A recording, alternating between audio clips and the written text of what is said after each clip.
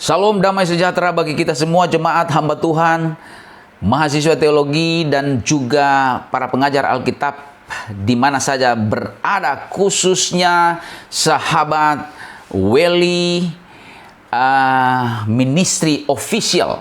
Itulah judul dari YouTube kita. Saudara bisa melihat di sana di mana saja berada. Salam dari saya khususnya untuk kalian semua.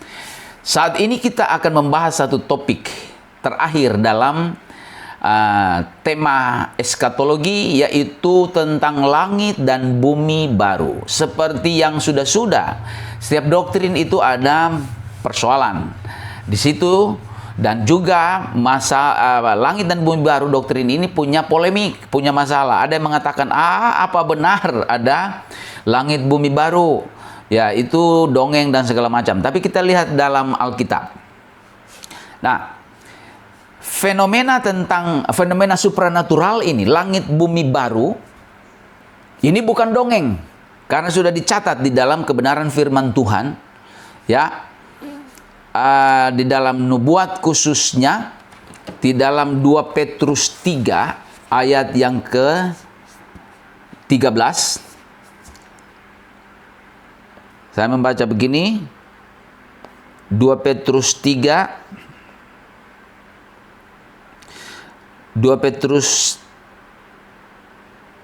ayat 13. Tetapi sesuai dengan janjinya, kita menantikan langit yang baru dan bumi yang baru. Sekali lagi, langit yang baru dan bumi yang baru, di mana terdapat kebenaran. Ini teks. Kalau kita lihat teks asli, PL maupun PB, khususnya PB, Yunani itu di dalam setiap kata kerja ada namanya modus. Ya, modus, ada 5 modus, 5 modus, tapi mau lihat modus pertama adalah indikatif. Modus indikatif itu menjelaskan tentang satu kepastian dari tindakan. Ya, dari tindakan.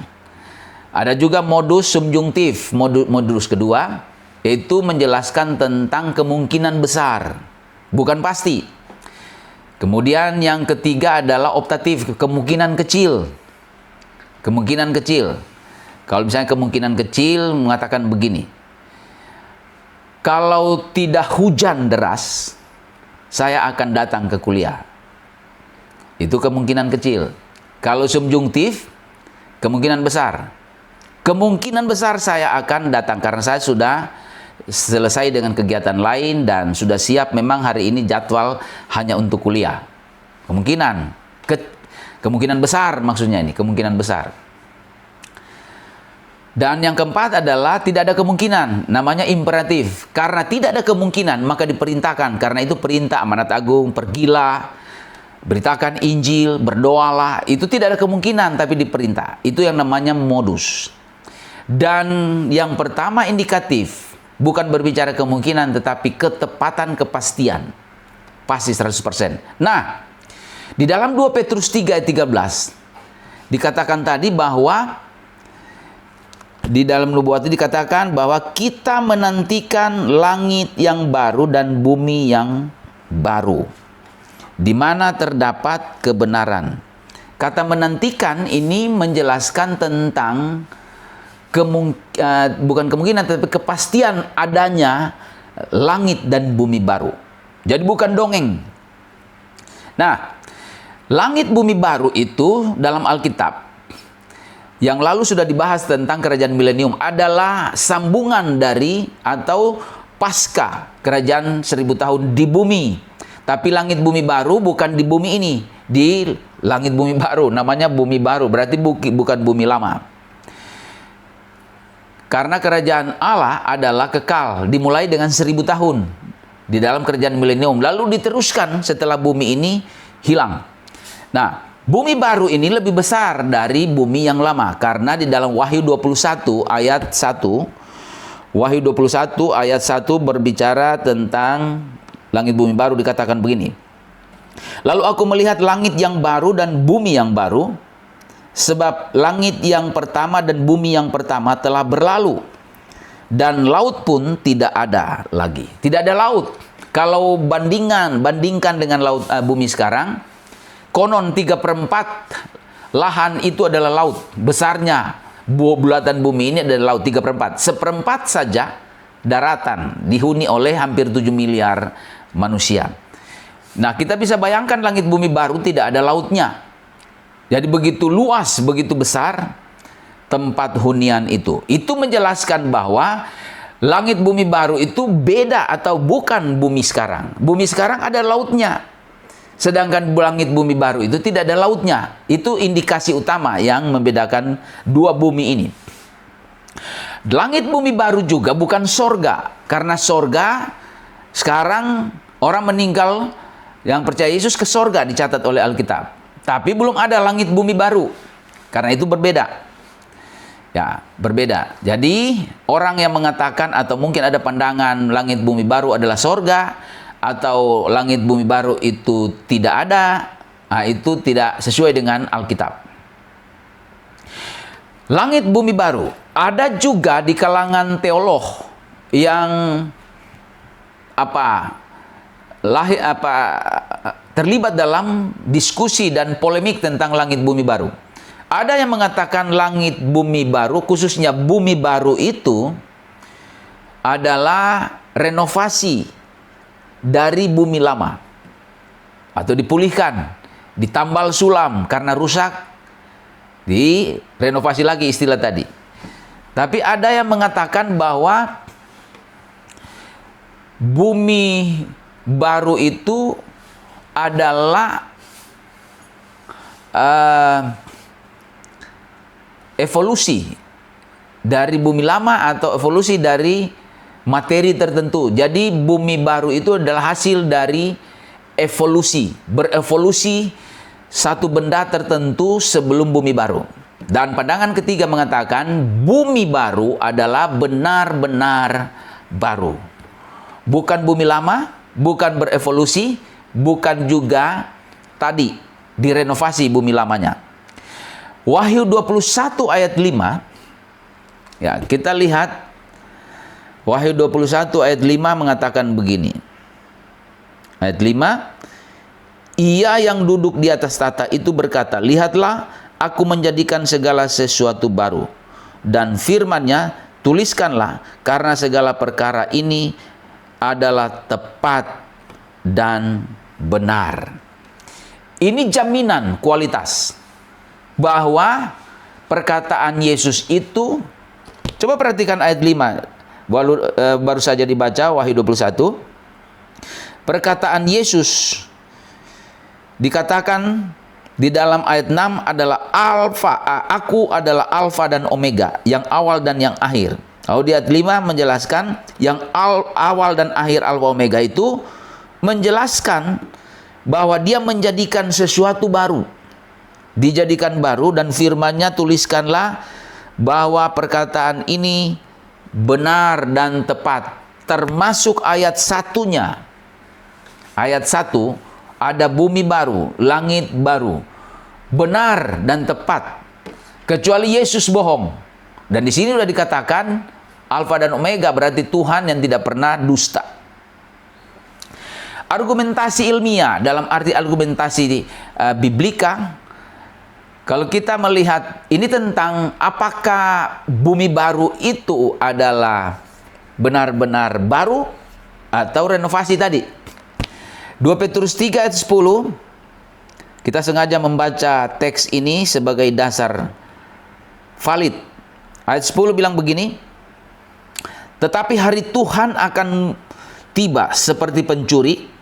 Pada hari itu langit akan lenyap dengan gemuruh yang dahsyat, dan unsur-unsur dunia akan hangus dalam nyala api, dan bumi dan segala yang ada di atasnya akan hilang lenyap." Bumi ini dan segala yang ada di atasnya, matahari, bulan, bintang, dan planet-planet akan lenyap bumi ini. Itu 2 Petrus 3 ayat 10. Kata parerkomai, ya, parerkomai itu menjelaskan tentang lenyap. Ini lenyap dikatakan menghilang secara lokasi, secara lokatif. Jadi bukan berpindah, tapi menghilang. Otomatis, kata parerkomai menjelaskan, bumi lama ini hilang. Bukan direnovasi, hilang. Lalu kemudian diganti dengan bumi baru. Teks kedua yang menjelaskan tentang bumi yang baru itu adalah baru dan bumi lama tidak ada. Di dalam Wahyu 20 ayat 11, lalu aku melihat suatu tahta putih yang besar, dan dia, itu Kristus yang duduk di atasnya, dan di hadapannya lenyaplah bumi dan langit, dan tidak ditemukan lagi tempatnya. Kata utama adalah lenyaplah bumi. Bumi yang lama lenyap, kata peugo diterjemahkan menghilang. Menghilang secara normal, seperti kata dipakai di dalam Matius 2 ayat 13 dan 14 berbicara tentang Yusuf pergi ke Mesir. Itu kata menghilang, pergi ke Mesir. Ketika Yusuf pergi dari Israel ke Mesir, di Israel Yusuf tidak ada, tapi adanya di Mesir. Bukan berarti ada di Israel. Ini kata menghilang, berarti tidak ada. Bumi lama tidak ada. Wahyu 21 yang sudah dibaca tadi, ayat 1 juga, lalu aku melihat langit yang baru dan bumi yang baru, sebab langit yang pertama, yaitu bumi, dan bumi yang pertama, yaitu bumi sekarang, langit sekarang, telah berlalu. Dan laut pun tidak ada di sana. Kata telah berlalu, ya, aperkomai, katakan telah berlalu. Berlalu dalam perjanjian baru menghilang secara lokasi. Jadi 3 teks ini, masih ada lagi. Kita melihat 3 teks ini mewakili dari banyak teks sebagai argumentasi. Bumi lama hilang dan bumi baru itu muncul secara baru. Ya, menjelaskan bahwa semua teks ini bahwa bumi lama itu hilang, bumi baru muncul dengan sendirinya. Di dalam 2 Petrus 3 ayat 13, ini belum dibaca tadi. 2 Petrus 3 ayat 13, demikian. Tetapi sesuai dengan janjinya, kita menantikan langit yang baru dan bumi yang baru, di mana terdapat kebenaran. Kata baru di sini, ya, ada 2 istilah baru dalam Alkitab. Satu disebut neos. Neos itu adalah baru secara duratif. Misalnya, sepeda motor hari ini dibeli baru sampai 3 bulan tetap baru, nanti 3 tahun berikutnya sudah bukan baru lagi, usang, rusak. Itu neos, baru duratif. Tapi kainos itu adalah baru kualitatif. Baru kualitatif, makin lama makin bagus, makin lama makin baru, tidak pernah usang. Ya, itu sebabnya itu ditemukan di dalam 2 Korintus 5 ayat 17, mengatakan bahwa siapa yang ada di dalam Kristus, ia adalah ciptaan baru. Yang lama sudah berlalu, yang baru sudah datang. Ciptaan baru, kata baru itu bukan neos tetapi kainos, yaitu orang percaya dalam Yesus dia lahir baru. Makin lama hidupnya makin bagus, makin baik, makin lama menyerupai karakter Kristus. Tidak pernah usang. Jadi orang Kristen tidak pernah kadaluarsa. Sampai Yesus datang kedua kali, tetap orang Kristen hidupnya baru. Nah, istilah baru di dalam 2 Petrus 3:13 dipakai kainos, bukan neos. Berarti baru, bumi baru itu tidak ada batas waktunya. Ya, tidak usang. Kalau bumi sekarang bisa usang. Makin lama makin tidak bagus, itu neos. Dicipta bagus, lama dosa, terus sampai sekarang ada masalah-masalah polusi, masalah-masalah lapisan ozon, dan juga persoalan-persoalan yang tidak terbilang jumlahnya di bumi ini. Itu makin lama makin rusak dan hancur. Tapi bumi baru, neos itu, bumi lama neos, bumi baru itu kainos, itu terus kualitasnya baru sampai selama-lamanya. Jadi sekali lagi kesimpulannya, bumi lama hilang diganti dengan bumi baru, benar-benar baru secara normal. Ya. Dan kalau kita lihat di teks tadi, kata kerja yang dipakai rata-rata adalah kata kerja future. Menjelaskan bahwa bumi baru belum ada, akan. Tapi bumi lama sudah terjadi. Satu lagi tentang kala atau tensis yang ada di dalam kata kerja. Saya menghancurkan bumi lama di masa depan sudah disaksikan. Ini berarti sesuatu yang pasti, karena dikala dipakai itu adalah auris dramatis. Auris dramatis itu sesuatu yang sudah terjadi dilihat, tapi kenyataannya belum dialami, belum ada, tetapi sudah ada, sudah terlihat, tapi realisasi bukan kenyataan. Realisasi literalnya nanti, tapi faktanya sudah terlihat. Itu auris dramatis. Karena itu di Wahyu 20 ayat 4, kerajaan 1000 tahun itu nanti, tapi sudah dipakai kata kerja auris, tapi auris dramatis. Kalau auris kan sudah terjadi lampau, tapi auris dramatis menjelaskan sesuatu yang sudah dilihat oleh Yohanes di Pulau Patmos, sudah terjadi real, tapi realisasinya akan datang. Seperti itu juga bumi baru dan juga penghancuran bumi lama. Kesimpulan keempat adalah bumi baru bukan renovasi, bukan evolusi, tapi benar-benar dicipta baru. Nah, bumi sekarang sudah berbicara tentang bumi baru, langit baru. Ada ibu kotanya di dalam Wahyu 20, ada lebih tepat 21 ayat 2 dikatakan begini. Dan aku melihat kota yang kudus, Yerusalem yang baru, turun dari sorga, dan Allah yang berhias bagaikan pengantin perempuan yang berdandan untuk suaminya. Saya baca sekali lagi. Dan aku melihat kota yang kudus, Yerusalem yang baru, turun dari sorga, dari Allah, yang berhias bagaikan pengantin perempuan yang berdandan untuk suaminya. Nah, ini Yerusalem baru turun dari sorga. Jadi perempuan berhias di sini bukan gereja, tetapi ini adalah Yerusalem baru. Nah, Yerusalem baru itu ada sifat yang dimunculkan di dalam kitab Wahyu. Nanti dicatat, dibaca ayat-ayat saya sebutkan, tapi sifatnya saya sebutin. Ada 7 karakter ilahi dari Yerusalem baru ini. Yang pertama adalah kota bahagia. Itu bisa dilihat dalam Wahyu 22 ayat 4. Bahagia, sukacita ada di dalamnya. Tidak ada tangisan, tidak ada malapetaka, tidak ada kesusahan, kesulitan, tidak ada duka, hanya ada sukacita bersama Tritunggal dalam kekekalan. Kota bahagia. Yang kedua, Wahyu 21 ayat 2 sudah dibaca tadi, ini kota suci, kudus. Dilukiskan seperti pengantin putri yang berdandan untuk suaminya. Ini berarti berbicara soal kekudusan. Kekudusan yang ditampilkan di dalam Yerusalem baru.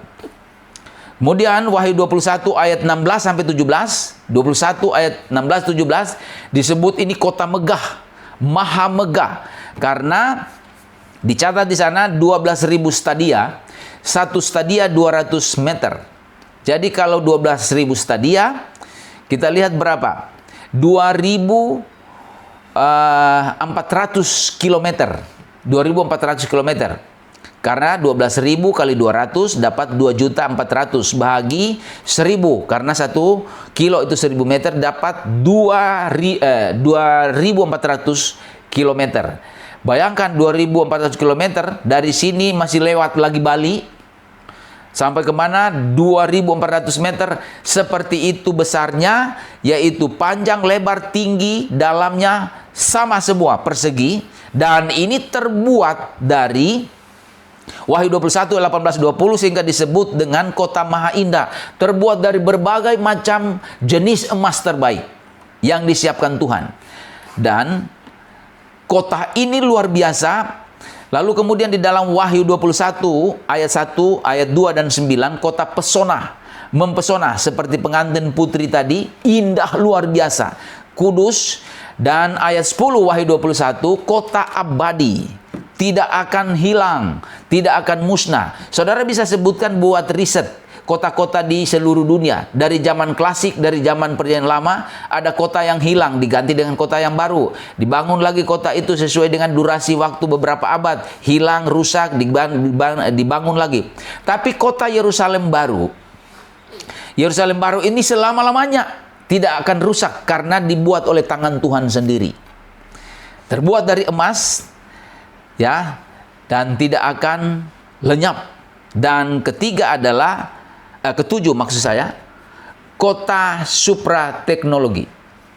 Yang ketujuh adalah kota suprateknologi. Wahyu 22, kita bisa lihat Wahyu 22 ayat yang keempat dan 5, saya baca demikian.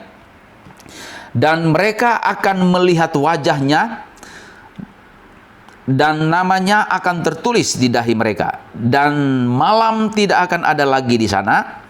Dan mereka tidak memerlukan cahaya lampu dan cahaya matahari, sebab Tuhan Allah akan menerangi mereka, dan mereka akan memerintah sebagai raja sampai selama-lamanya. Haleluya, puji Tuhan. Dikatakan di sini tidak ada matahari, tidak ada bulan, tidak ada penerangan listrik, PLN dan sebagainya. Tidak ada bintang, tetapi terangnya lebih terang dari matahari terik jam 1, jam 2. Bahkan lebih sejuk, kalau bisa bikin analogi atau tipologinya, sejuk dari AC bermerek di bumi ini.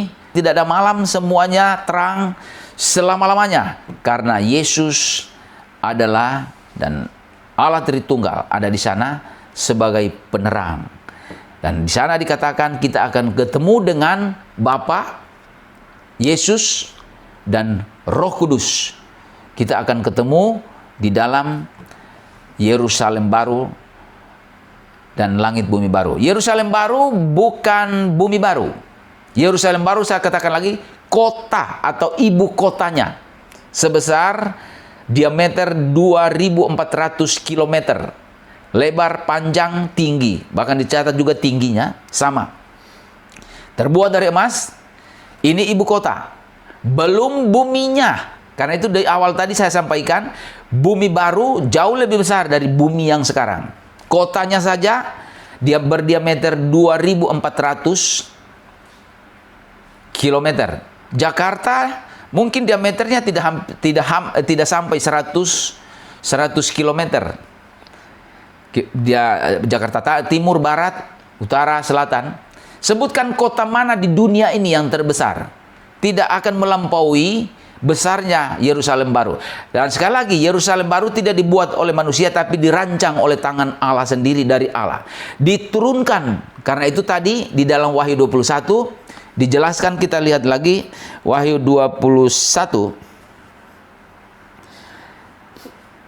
Ya, di dalam ayat 2. Dan aku melihat kota yang kudus, Yerusalem baru, turun dari sorga, dari Allah. Jadi bukan dibuat di bumi, tapi turun dari sorga, dirancang oleh Tuhan sendiri. Dan Yerusalem baru bukan gereja. Ada orang mengatakan bahwa Yerusalem baru ada gereja. Mungkin ada lagunya juga. Gereja bukan Yerusalem baru. Orang bilang begini, kan itu sebagai pengantin perempuan. Tidak semua istilah perempuan di kitab Wahyu itu disebut gereja. Ada kurang lebih 4 istilah perempuan disebut dalam kitab Wahyu. Wahyu 2 ayat 20, perempuan. Tapi itu bukan gereja, tapi Isabel, setan, dalam perjanjian lama. Kemudian perempuan juga disebutkan di dalam Wahyu 12. Wahyu 12 ayat yang ke-14. Itu bukan gereja, tapi Israel. Dilindungi Tuhan di padang gurun. Nah, di dalam Wahyu 19 ayat 7, di sana disebut pengantin perempuan. Ya. Nah, itu baru gereja. Wahyu 19 ayat 7. Nanti dibaca sendiri, gereja. Dan di Wahyu 21 ayat 2 ada juga pengantin perempuan, bukan gereja. Jadi jangan dipukul rata setiap kali ketemu istilah pengantin perempuan atau wanita itu gereja. Teologianya bukan begitu, kawan. Nah, kita ke Wahyu 21 ayat 2. Ini Yerusalem baru, tempat pertemuan orang-orang percaya dalam kekekalan. Tapi tempat bertemu orang percaya itu khususnya gereja, bukan di Yerusalem baru. Yang pertama. Karena itu dalam komentar-komentar ketika ada yang meninggal dunia, entah teman atau sahabat atau siapa, ada komentar Ya, selamat jalan sampai ketemu di Yerusalem baru. Itu tidak alkitabiah. Pertemuan pertama orang percaya khususnya gereja bukan di Yerusalem baru, di rapture. Pada saat Yesus datang di angkasa mengangkat jemaat, di situ kita ketemu, lalu dibawa ke sorga. Masih ada kerajaan 1000 tahun. Baru Yerusalem. Justru Yerusalem baru pertemuan terakhir. Dalam arti terakhir karena langit, bumi baru. Nah, sekarang siapa yang masuk dalam langit bumi baru atau masuk ke bumi baru? Ya, ayat 3 dikatakan bahwa umatnya, umat Tuhan, Wahyu 21 tentunya kita lihat. Ya, ayat 3 dikatakan, lalu aku mendengar suara yang nyaring dari tahta itu berkata, lihatlah, kemah Allah ada di tengah-tengah manusia dan ia akan diam bersama-sama dengan mereka. Mereka akan menjadi umatnya dan ia akan menjadi Allah mereka. Jadi penghuni langit bumi baru. Jadi kalau bertanya siapa saja yang masuk di sana, yaitu umatnya, orang percaya. Jadi kita yang terima Yesus sekarang, kita itu orang perjanjian lama juga orang percaya, orang Israel yang percaya, kita akan bertemu di sana dan tidak ada maut, tidak dikuasai oleh maut, karena itu adalah tempat Tritunggal dan tempat kekekalan. Dan di sana adalah anak Allah yang hidup. Orang yang tidak percaya Yesus masuk, ini nih ayat 8. Tetapi orang-orang penakut, orang-orang yang tidak percaya, orang-orang keji, orang-orang pembunuh, orang-orang sundal, tukang-tukang sihir, penyembah berhala, dan semua pendusta, mereka akan mendapat bagian mereka di dalam lautan yang menyala-nyala oleh api dan belerang. Inilah kematian yang kedua. Bagi orang yang tidak pernah percaya Yesus, menerima Yesus, bagi orang membenci Yesus, bagi orang-orang yang mengikuti dunia, orang penyembah berhala, dukun-dukun, orang punya praktik hari Minggu ke gereja, Senin sampai Sabtu pergi ke dukun, minta petunjuk, minta obat, minta segala sesuatu, ngomong di kuburan, ngomong di batu besar, pohon besar. Inilah orang-orang yang tidak masuk di dalam langit bumi baru. Karena itu bertobat, terima Yesus dan cari Yesus, hadir di gereja, sembah Dia. Ciri orang yang di dalam Yesus. Ya, jadi sekali lagi, yang percaya pada Yesus, itulah yang akan masuk di sana. Karena itu, kita lihat penghuninya disimpulkan di sana. Penghuni Yerusalem baru, yaitu Bapa, di dalam Wahyu 21 ayat 22, sudah disampaikan tadi. Jadi orang ini ada hubungan dengan Tritunggal. Orang mengatakan Tritunggal nggak ada. 3 pribadi itu tidak ada. Nih lihat, dari Kejadian 1:26, Kejadian 1 termasuk sampai 26, Tritunggal dibicarakan. Dalam perjanjian lama, keseluruhan sampai Maleakhi, Tritunggal ada. Dalam perjanjian baru begitu kental, Tritunggal ada. Di sorga, Tritunggal ada. Waktu pembaptisan Yesus, ada suara dari Bapa, Yesus dibaptis, dan Roh Kudus turun dalam bentuk burung merpati, 3 pribadi yang berbeda. Jadi orang oneness of God, yaitu Sabellianisme dan segala macam yang menolak 3 pribadi Allah Esa itu tidak pernah ada di dalam Alkitab. Tapi Tritunggal dipertahankan sampai kekekalan. Di langit bumi baru, data Tritunggal ada. Lihat, saya membaca Wahyu 21 ayat yang ke-22. Bilang begini, dan aku tidak melihat bait suci di dalamnya sebab Allah, Tuhan yang Maha Kuasa adalah bait sucinya. Demikian juga anak domba itu. Perhatikan, Allah dalam konteks perjanjian baru itu Bapa, oknum pertama. Anak domba itu Yesus. Anak domba Yesus. Jadi sudah 2 pribadi yang berbeda. Ada di dalam langit bumi baru. Dipertegas lagi di dalam ayat 23, dan kota itu tidak memerlukan matahari dan bulan untuk menyinarinya, sebab kemuliaan Allah meneranginya, dan anak domba itu adalah lampunya, Yesus. Jadi dari 2 ayat ini menjelaskan 2 pribadi, Bapa dan Yesus. Anak itu ada di dalam Tritunggal. Tritunggal itu ada di dalam langit bumi baru. Kemudian Wahyu 22 ini terakhir ayat yang ke-17 katakan begini, roh dan pengantin perempuan itu berkata, marilah. Roh Kudus, oknum ketiga. Jadi pandangan yang mengatakan Tritunggal tidak ada, itu tidak pernah dijamin oleh Alkitab. Jangan percaya jemaat. Termasuk pandangan yang mengatakan Yesus lebih rendah dari Bapa, tidak pernah ada. Tapi tadi dikatakan Bapa, Anak, dan Roh Kudus ada di dalam langit bumi baru. Kemudian hamba-hamba Tuhan ada dalam langit baru. Gereja pasal 22 ayat 17 Wahyu mengatakan bahwa perempuan pengantin itu gereja ada di sana. Dan semua orang percaya termasuk Abraham, Israel, dan 12 rasul ada di sana. Dan malaikat.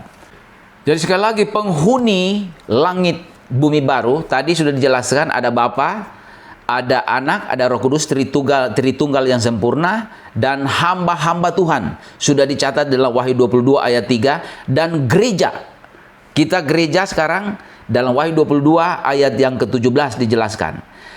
Gereja ada. Dan semua orang percaya di PL mulai dari Abraham. Lihat Ibrani 11 ayat 10 begini. Sebab ia, Abraham nih, menanti-nantikan kota yang mempunyai dasar, yang direncanakan dan dibangun oleh Allah. Kota apa yang direncanakan dibangun oleh Allah? Kecuali Yerusalem baru. Jadi Abraham sampai mati dia mengimani dia akan ada di dalam Yerusalem baru dan bumi baru, langit baru. Dan semua orang percaya. Semua orang percaya. Wahyu 21, kita lihat 21 ayat yang ke-12 begini. Dan temboknya besar, lagi tinggi, dan pintu gerbangnya 12 buah. Dan di atas pintu-pintu gerbang itu ada 12 malaikat. Dan di atasnya tertulis nama ke-12 suku Israel. Tentunya ada 12 Israel, dan Israel juga ada di sana, anak-anak Tuhan ini, dan juga malaikat ada di dalam kota yang luar biasa ini. Dan semua orang percaya ada bersama dengan Tritunggal selama-lamanya. Kiranya pengajaran ini menjadi kekuatan besar bagi kita untuk mengimani Yesus sebagai Tuhan dan Juru Selamat adalah Allah dan Alkitab firman Allah tanpa salah, dan mendorong spirit kita untuk memberitakan Injil supaya dunia menjadi milik Kristus, diselamatkan. Tuhan memberkati kita dan pelayanan kita dan keluarga kita. Shalom.